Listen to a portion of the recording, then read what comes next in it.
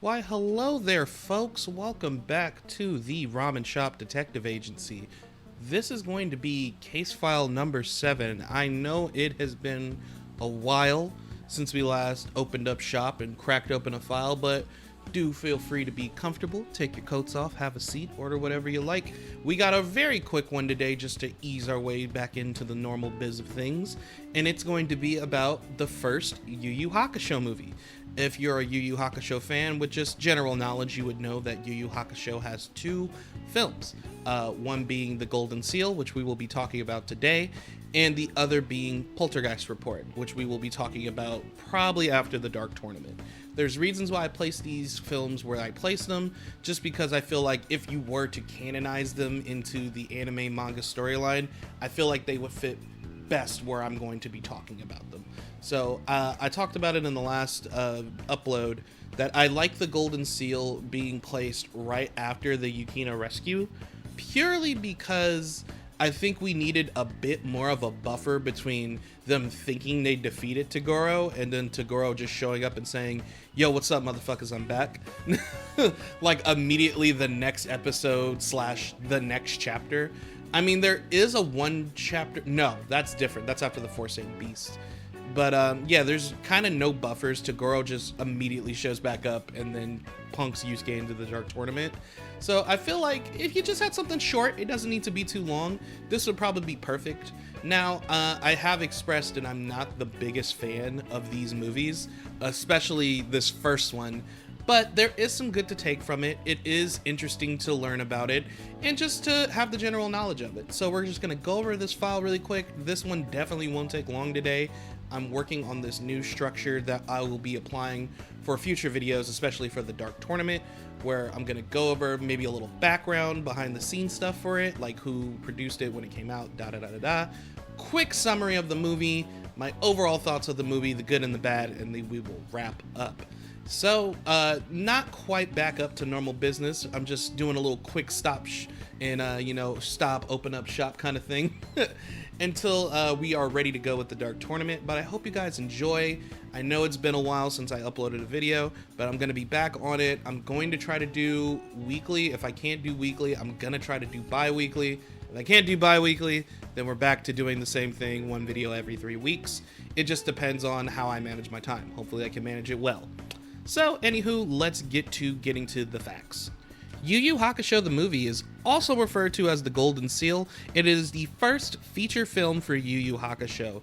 It came out July 10th, 1993 in Japan, and it was directed by Noriyuki Abe. To note, the original dub release was not originally dubbed by Funimation. It was dubbed by a studio called, Media Blasters, the Media Blasters dub, and was released as a combo pack with another movie called Ninku, the movie. I remember this fondly because my buddy had these movies. He had the Golden Seal, Ninku, the movie combo pack, and we watched both, and we were so confused as to what the fuck the other thing was because we didn't understand why they were bundled together. It's probably just an easy promotion thing. It was weird. The dub is super weird. It came out in January 30th of 2001, and it does not have the Funimation but voice actors. We got that in November 29th, 2011, alongside Ezio Hakusho. I always pronounce that wrong, but the original Yu Yu Hakusho OVAs. If you had those, it was bundled with the Golden Seal, and it has the Funimation dub voice actors. I still recommend watching this movie with the original Japanese, the Funimation dub, and the original Media Blasters dub, because I think the Media Blasters dub in itself makes this quite a treat. This movie is very short. It's not super duper engaging, but that dub makes it so worth it. It is so funny. But I recently already watched the Media Blasters dub with my friend Ryan when we did our main podcast. He's been watching the Yu Yu Hakusho series all the way through for the first time. So when we watched the movie, we watched that dub, and it was fucking hilarious. So I ended up watching, this time around, I ended up watching Golden Seal with the Funimation dub, because I actually had never heard it with the Funimation dub voice actors, and it was pretty solid. It holds up pretty well. So let's just get to a quick plot summary, and then I will give you my overall thoughts of the movie. And I think from the plot summary, the way I go over it, you're going to find that I'm not the biggest fan of this film. So bear with me. This script is a hodgepodge of notes I took while I was watching the movie before I did recording. It was like the other day.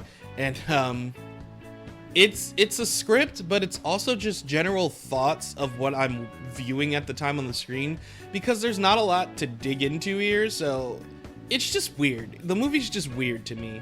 Start off, the movie doesn't have any official running oh wow, this is a film credit thing. You know, when you watch an anime film and it gets you hyped with all that, oh, this production, da da da da da. It opens up with the normal opening theme song, Smile Bomb, which is cool. I'm always down for some Smile Bomb, but it's just I thought this was a movie. Why are we opening up like this?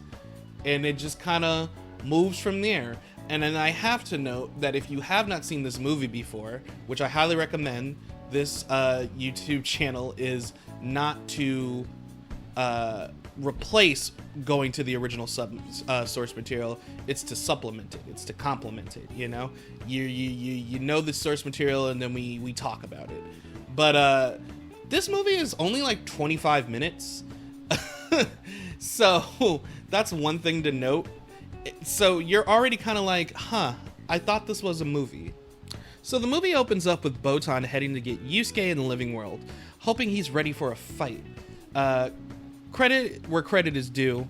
This is a really good transition, I'd say, when Botan's just I hope he's ready for a fight, and it immediately transitions to this construction yard where Yusuke is laying a thug out on the floor. A couple of other thugs are around, and Yusuke and Kuwabara are kind of just looking unbothered, talking about, hey, why do you guys want to start a fight now during summer vacation? It's too hot, and these thugs just gotta be starting something. So Yusuke and Kuwabara clearly would clean house, but then Botan comes, quickly sweeps them up with her broom, laying out all the other thugs with the sheer force of her flying past.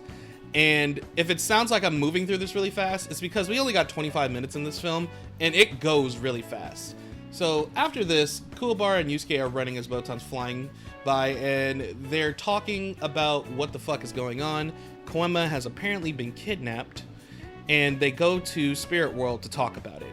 Now, for some reason, when we get to this scene in Spirit World where George is explaining to them how Koenma got kidnapped, Hiei is there. I do not know why Hiei is there.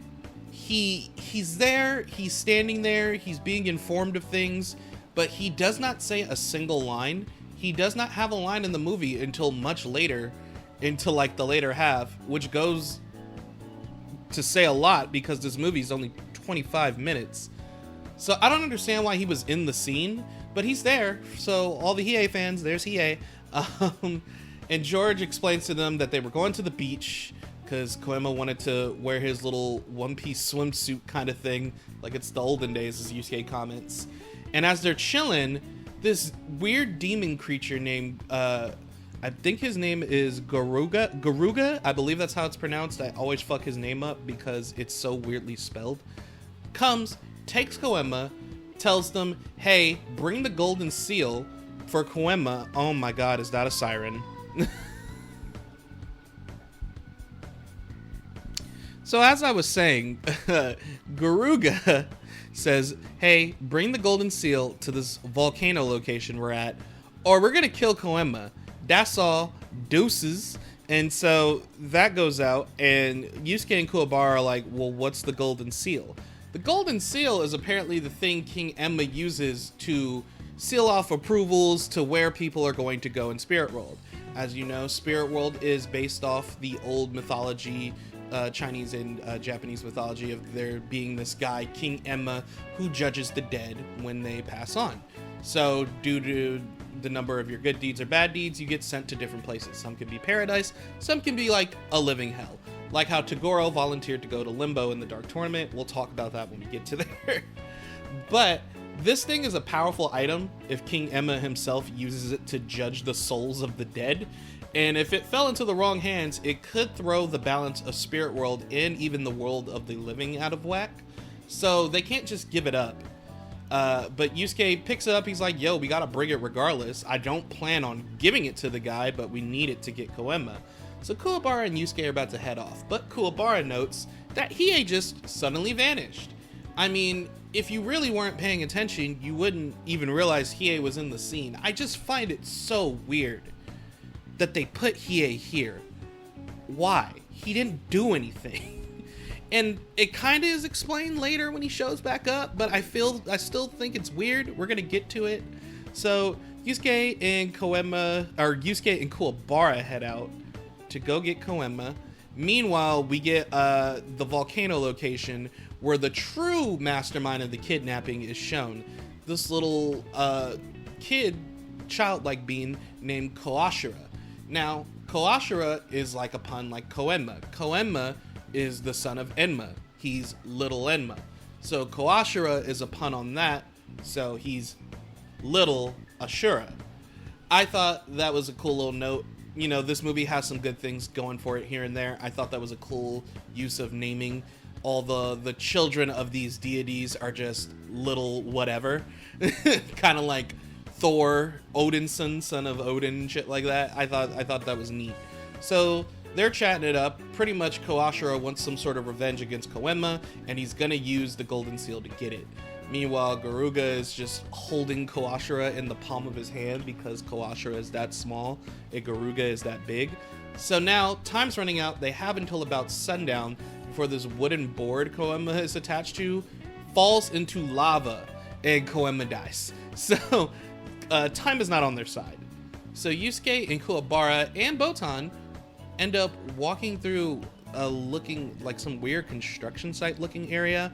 I don't understand why there is a construction site looking area in this region of wherever the fuck they are. I don't even really think they say where they are, if they're like in Living World or somewhere in Spirit World. I'm assuming it's somewhere in Spirit World.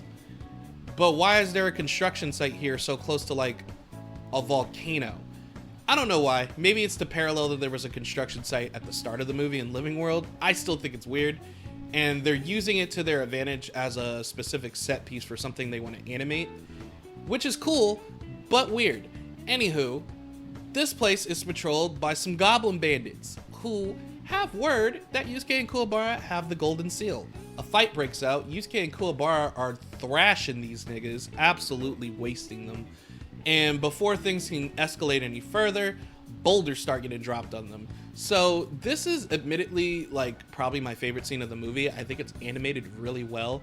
They start running from the boulders. Well, Botan's flying on her oar. Yusuke and Kuwabara are running from the boulders. And it's just really well animated. Like the way they're running is all unique to the characters. Their movements and reactions to almost getting crushed is very unique and specific to the characters. And then we also have other stuff like they're dropping the pipes from the construction zone on top of them. They're stabbing into the ground like spears, so they have to evade them. They're moving steel beams in front of them, so they have to move to the side and jump over them and duck. So I'm sure that's why they have the construction site, to use that as an excuse to animate this scene. But there's still no reason their construction site's there. It's just so like out of place. Everything in this movie is so weirdly out of place. But as they're running through this like kind of like cliffside tunnel construction zone, the walls at the end of it start to crumble down as the last trap to block them in. But Yusuke throws out his trusty shotgun, blasts a hole through, and the group continues. So as they're going, time's running out, and it looks like, you know, the team might not make it in time. And as we go back to Koenma in the cave, or the volcano cave, as he's about to fall in the lava, Koashira asks Garuga, hey bro, why don't you pull him up? Because it looks like, you know, they might not make it in time, and I don't actually want to kill him. And Garuga's like, nah, fuck all that. If we said we was gonna do it, we was gonna do it. We bout that life. So Garuga is starting to act really weird. He kind of was seeming like a dumb henchman earlier, But now he's talking with a little more devious sense, and it starts to scare Koashira. So as Kuwabara and Yusuke are running through like now more foresty area, this tree demon with vines everywhere tries to grab on them and trap them. As that's happening, they're trying to fight it off, another demon flies by, pops Yusuke in the back of the head, takes the golden seal, tries to fly off. And in classic Botan fashion, Botan tries to help, immediately slap the fuck out of the air. Look, I feel bad for Botan. I love Botan. She's great. This always happens to Botan. So, as it looks like all is lost, these vines are about to wrap and kill Botan, and this flying demon's getting away with the golden seal.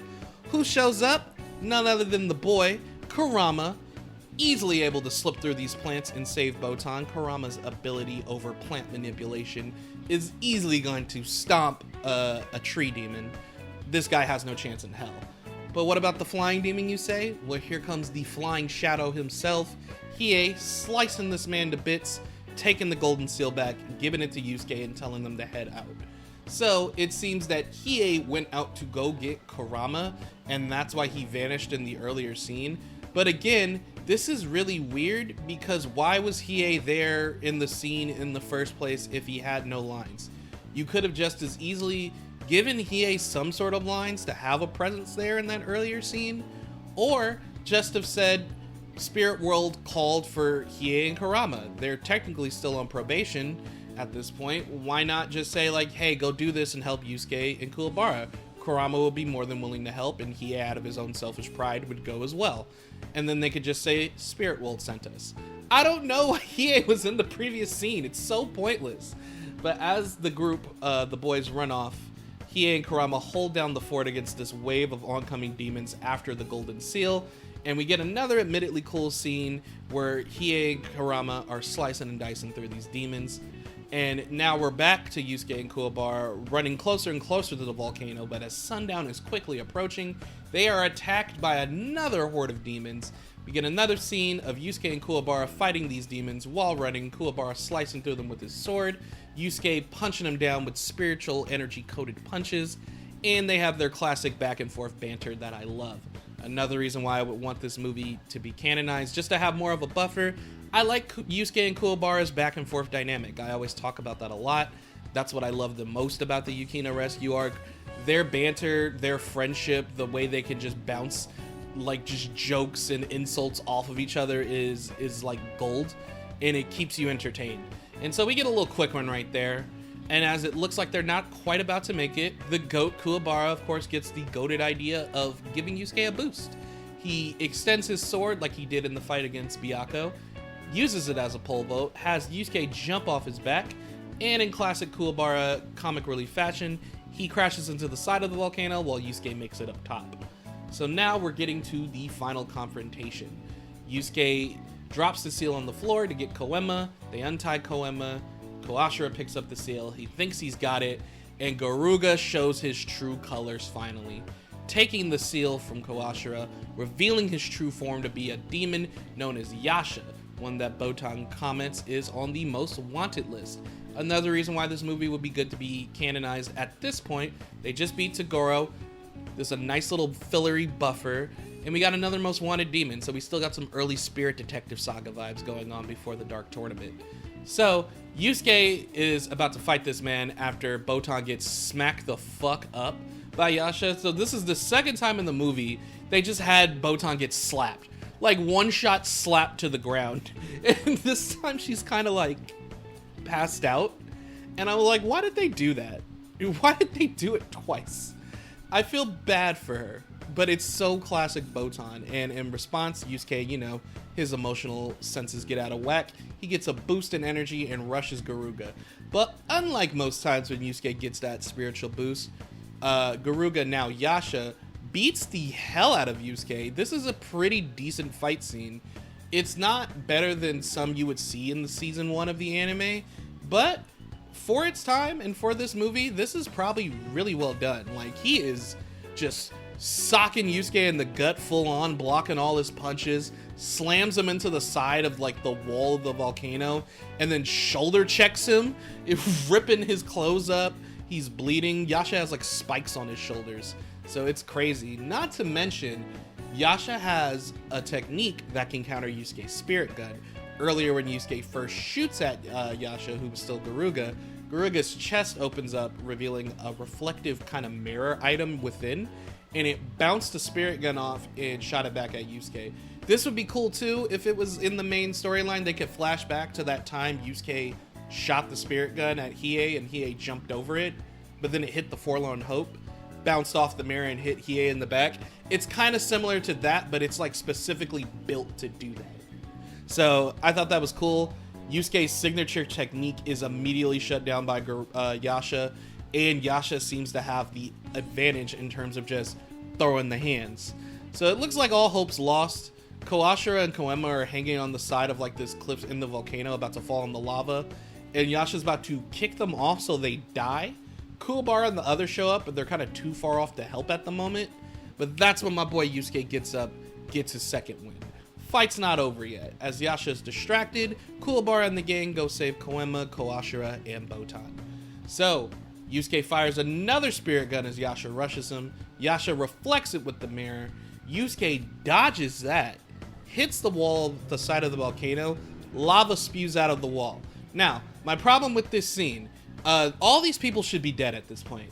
I don't care if they're not technically touching the lava. They are way too fucking close to this lava for it not to be affecting them, or at least comment on it. I know we had something similar to this in the Kuwabara versus Byakuya fight, but even then Kuwabara was complaining about how fucking hot it was. Like, I don't, it's weird. And then when the lava spews from the wall, I feel like some of it would have splashed on Yusuke. There's no way Yusuke was that close and it didn't hit him. But you know what? Suspension of disbelief for this. So it splatters out the wall, it hits Yasha dead on, and it looks like the fight's over. Psych, it's not. Yasha can live through lava, which I can believe because Byakuya also lived through falling in lava. Yasha seems to be stronger than him. There you go. But this lava quickly hardens up around Yasha's body, so we note that. So this is kind of a clever finish, and it's classic to Yusuke once we get to the end of this film. Yasha rushes Yusuke again as Yusuke is about to fire one last spirit gun, but this time the magma that hardened around him hardened around the chest area where he opens it up for his mirror. So now he cannot reflect Yusuke's spirit gun, takes it point blank to the face, dies. In the resulting explosion, the little side platform Yusuke is on crumbles and he's about to fall in the lava. He's too tired to get back up. Botan with the save this time though. Third time is the charm for her. She does not get slapped down this time. She's able to save Yusuke. So all's well that ends well. But why the fuck did Koashira want to do this in the first place? He starts crying. Kuwabara bonks him on the head, telling him to, crying's not going to get him out of this. And he reveals why exactly he wanted this revenge. Way back. This is what the film says. I'm not exaggerating this. Back in Koashira and Koema's 250th year of Spirit World Kindergarten, yes, that is exactly what they say. Koashira liked this girl at their kindergarten. She had Ko in her name too, little, other spirits. And he wanted to give her a birthday gift and, admit his feelings for her. So as he's about to do it, in classic Koema fashion, Koema is, bit of a narcissist, runs up, knocks Koashira out of the way, and admittedly, I don't even think he realized Koashira was there. Smashes on his present, like stomps on his present with his feet. Again, admittedly, I think Koema is so big-headed and self-centered, he did not even notice that he did this. Gives this girl flowers, says happy birthday. Old girl's like, oh my god, you're the only one who remembered. Kisses Koema on the cheek, they skip off happy. Koashira is hurt, he carries this weight with him for hundreds of years seemingly, and vows to get revenge. That is why he wanted to take the golden seal and possibly throw Spirit World out of whack, causing this demon criminal to almost take over Spirit World.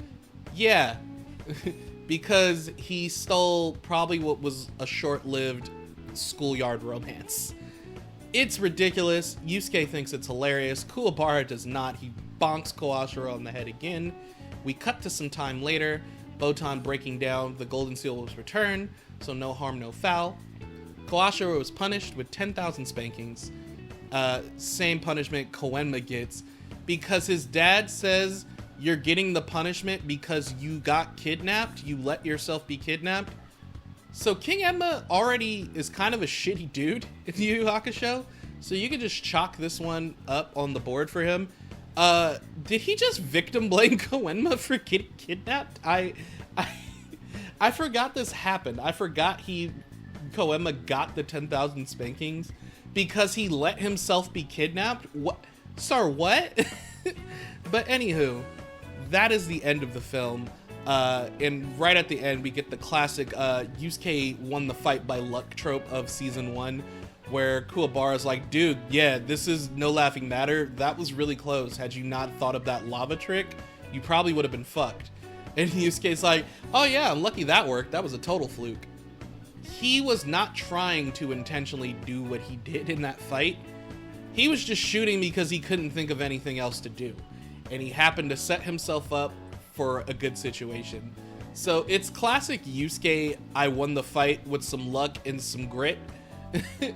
And Yusuke loves taking that good luck and using it towards his advantage. I think it just goes hand in hand with his street fighting style.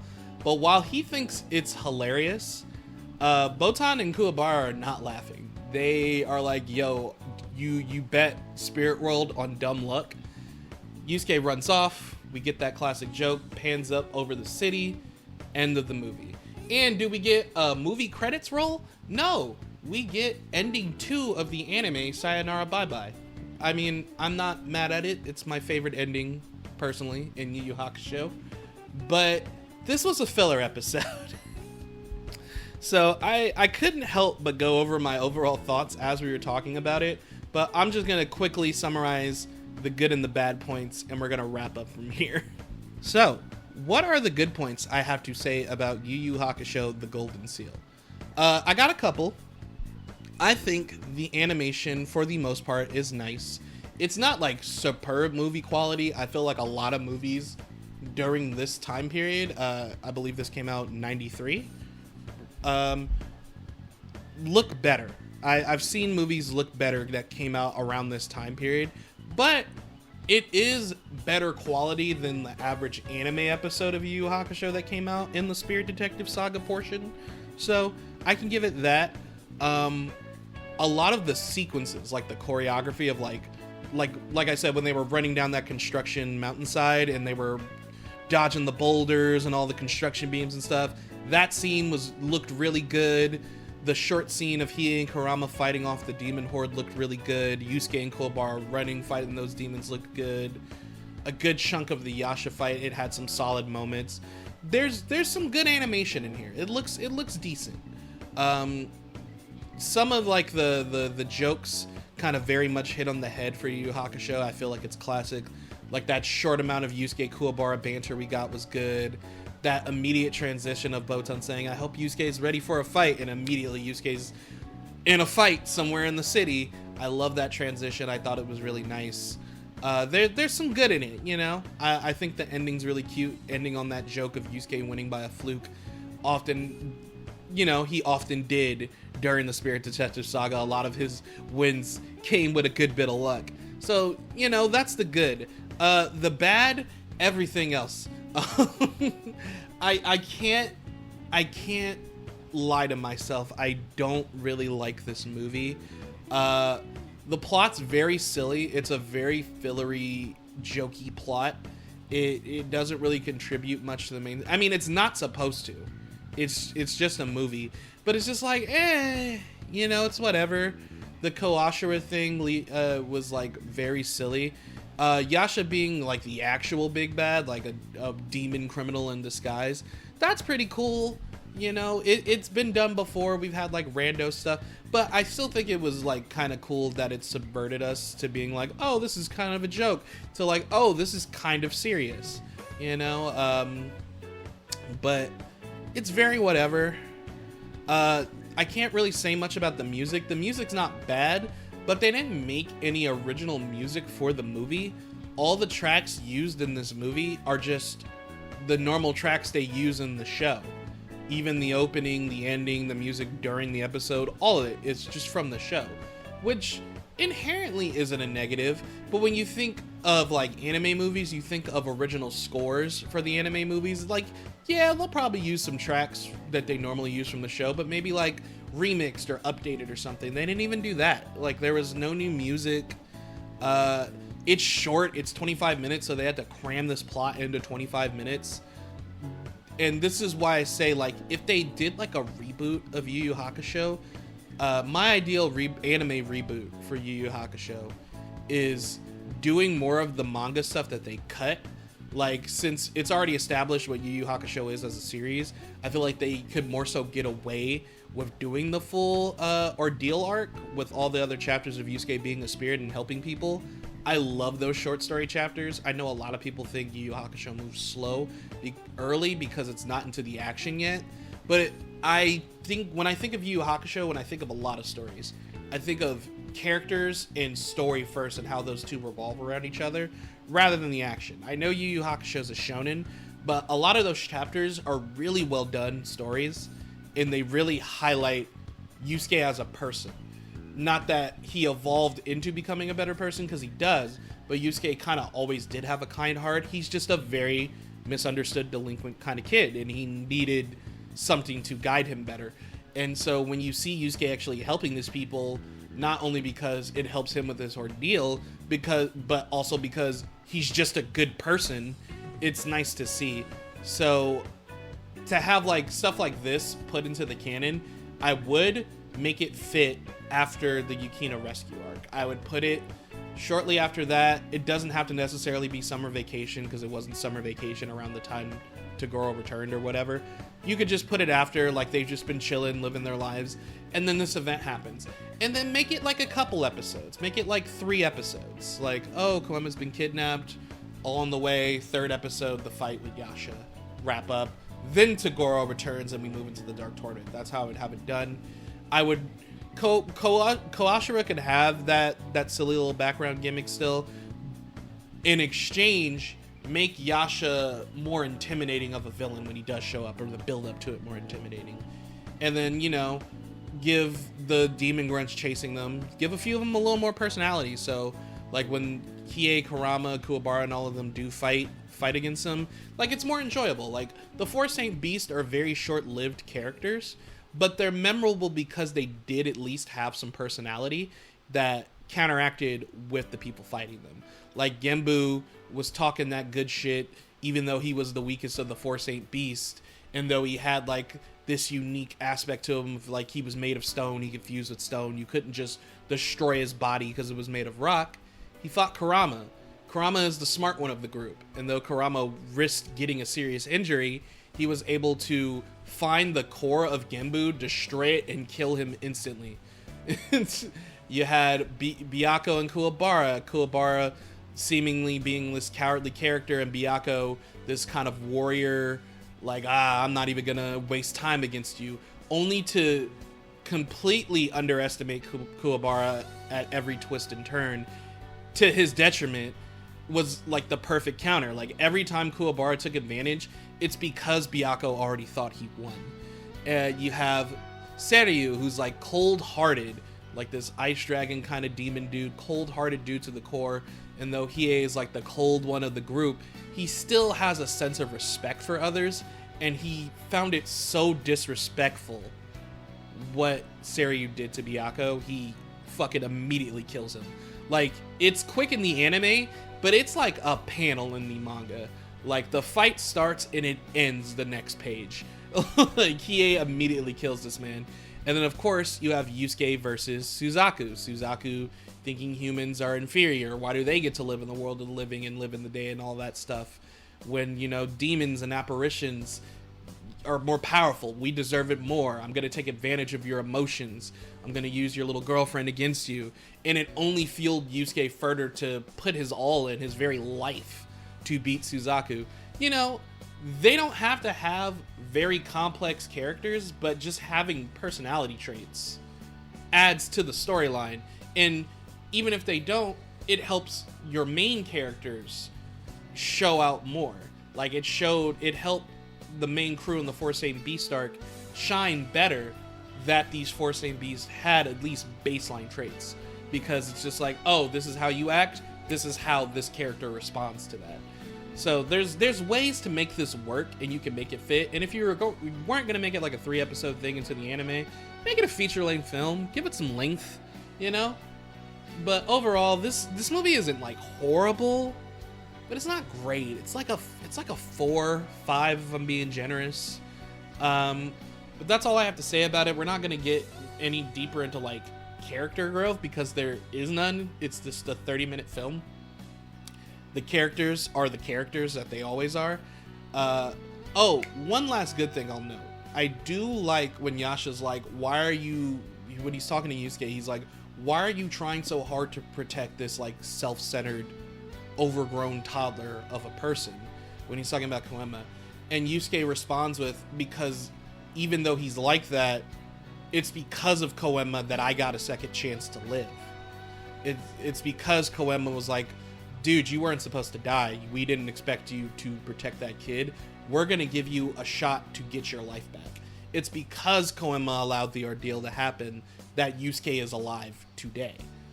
And so he feels like he does owe him that much, at least. I like that. If they were to redo this movie or put it in the anime, expand on that. Expand on that's the reason why Yusuke is going through with all of this. Because at the end of the day, he does feel like he owes Koema, and he does, in a sense, respect Koema. And in that respect, we see grow further in the series. But other than that, that is it for this film. Told you this is going to be a quick one. This is like, what, 35 minutes? So we're about done. Next time, expect the next video for the start of the Dark Tournament within the next 2 to 3 weeks of this one uploading. I gotta just get things set up for it. We're not officially starting the Dark Tournament. It's going to be, you know, those episodes where Toguro comes back, threatens Yusuke and Kuwabara to go. You know, the short little training montage, the boat trip there. So it'll probably be from Toguro returning to right before the first round starts. And then every video from there is going to be a round of the tournament until we get to the finals, and then every final match will be its own video as well. But so yeah, so read/watch from Toguro returning to right before Kuwabara versus Rinku. And also, if you have the time, watch the Two Shots OVA and read the manga chapter that it's adapted from. I'm gonna put that right here just because it involves Kurama and Hiei's past, and I believe that chapter is somewhere in the Dark Tournament. But just go ahead and read it now, because I'm just gonna go over it during this portion because we got Yusuke and Kuwabara being threatened and training. So I'll just put Kurama and Hiei's backstory here as well. We'll talk about all of that next video. We'll do the manga anime comparison thing that I always do, and then we'll move from there. But thank you guys. Sorry for the wait on the video. You know, like I said, I was getting married, living that married life. Honeymoon was great. Wedding was great. Living with the person you love is great. She's chilling right here, waiting for me to finish. We about to go eat. So thank you guys. I'm closing up shop. I will catch you next time on the Ramen Shop Detective Agency.